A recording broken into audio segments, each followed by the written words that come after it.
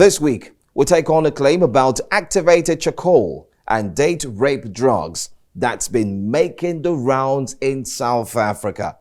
But News Central isn't doing this alone. Along with Africa Check, we are here to help you identify misinformation and, of course, disinformation whenever you come across them. Welcome to The Proof, powered by Africa Check. I'm Joe Hanson. Let's get in the show.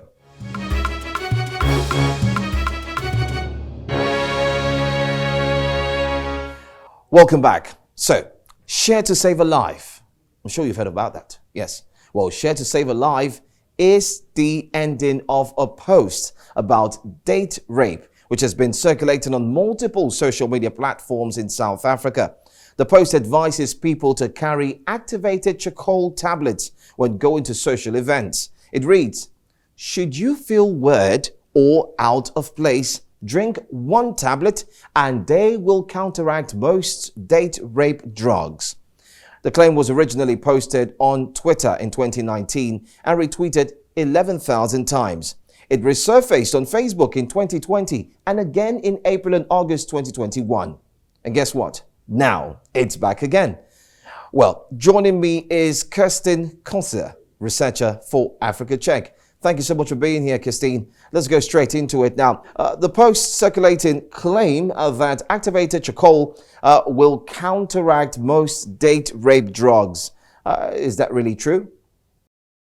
So even though activated charcoal is often used in these emergency settings, this is in very specific situations. So it's to treat people who have consumed specific drugs. It's given in really high doses and usually within a really short amount of time after the person has taken the substance. But the problem is, according to experts, what we call these date rape situations, which are called drug-facilitated sexual assaults, don't usually meet these criteria. So for example, the posts are saying that, if you feel weird or out of place, take one of these tablets. But the problem is, by the time someone feels weird or out of place or not like themselves, the drug has probably already been absorbed into the body.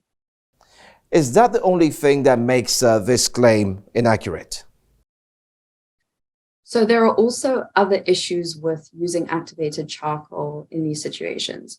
So when it's used in emergency rooms, the dose and the way it's given to a patient depends on lots of factors that the medical professionals will really carefully consider. And activated charcoal also sometimes has side effects, or it can affect how other medications work. So it's really risky to administer it to yourself. And then even if it's taken really soon after the poisoning, activated charcoal is given in high doses, which depends on the drug that it's meant to counteract, which means the one tablet, like the post is recommending, is probably not going to be enough. Another problem is it can't really be used to counteract the effects of alcohol. And we know from research that alcohol seems to be the most common substance used in these kinds of assaults. Well, alcohol is the most common substance involved in drug-facilitated sexual assault, often called date rape. And activated charcoal won't help in these cases. Well, Kirsten, could you also explain to us how DFSA happens? So there's a US-based organization called the Rape, Abuse and Incest National Network, or RAIN, and they aim to prevent sexual violence, and they provide a good explanation of the different contexts that these assaults happen in. So according to RAIN, there are two main types of drug-facilitated sexual assaults, and these can be either when a perpetrator forces someone unknowingly to take a drug, so, spiking someone's drink, for example, or when the perpetrator takes advantage of someone who's chosen to use a substance. Thank you so much, Kirsten. Thank you for being here on The Proof. Now, what was your verdict on this claim? And what other additional information do you have for us concerning DFS before you go? We rate this claim as incorrect. Our investigation again found that, charcoal is often used in emergency rooms in some cases, but this is under medical supervision and it's unlikely to be effective in these situations. So we rate this as false. All right, I'm afraid I need to ask you one more question, please. Just hold on. Tell us how we can identify questionable health claims that are not supported by scientific research or evidences. Okay, Joe. When testing the legitimacy of a health claim, the first thing to do is make sure you don't take anything at face value. Check and check again, because the devil is in the details. Sometimes it's the smaller stuff that gives away that something is a false health claim. So inconsistencies in a story or half-truths or disclaimers are all hints that a product might not be sincere. So is it clear what the ingredients of the product are? You know, how it works, what the mechanism of action is, and how effective it is. And things like, why would a product that doesn't claim to be a medicine be packaged to look like a medicine or to look like a pharmaceutical product? And then another good rule of thumb is just the saying that, you know, if it looks too good to be true, it probably is. So a new medicine is always going to go through a really long testing process to see whether it's safe for humans. And then eventually down the line, it's also then given to a big sample of people to determine whether it's actually effective for something. And in this process, it's also compared to a placebo. So it's compared to a group that doesn't get the treatment to actually get closer to this conclusive proof that this treatment works. So it's important to remember as well that if a treatment hasn't been tested on humans, it can't be considered safe and effective. Now I can say thank you, Kirsten, for being here on The Proof. Thank you. Thanks. When we come back after the break, it'll be time for the verdict.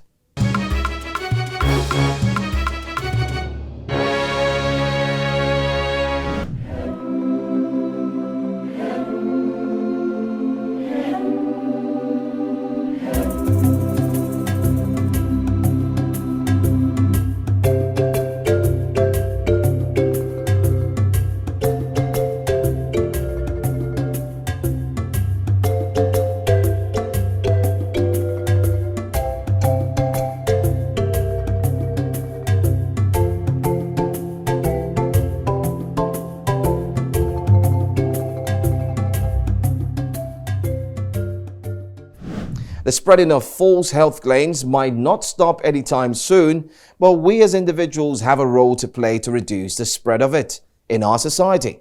Now, when you come across claims that you doubt, first, go with your instinct by not sharing immediately and instead doing a quick research to verify such claims. You can go as far as fact-checking the credentials and associations of the people or the person or organization credited for the claim. Are their qualifications relevant to their claims? And so on and so forth. Now, don't forget, you can share with fact checkers to help you do further research on the claims. You can find more information on today's fact check by visiting www.africacheck.org. That's africacheck.org. If you have any comments or a claim you want us to fact check, tweet us at africacheck_NG.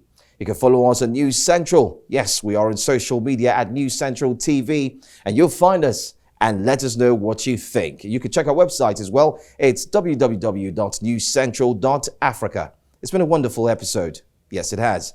I'm Joe Hanson. Thank you for watching. I'll be with you again next week.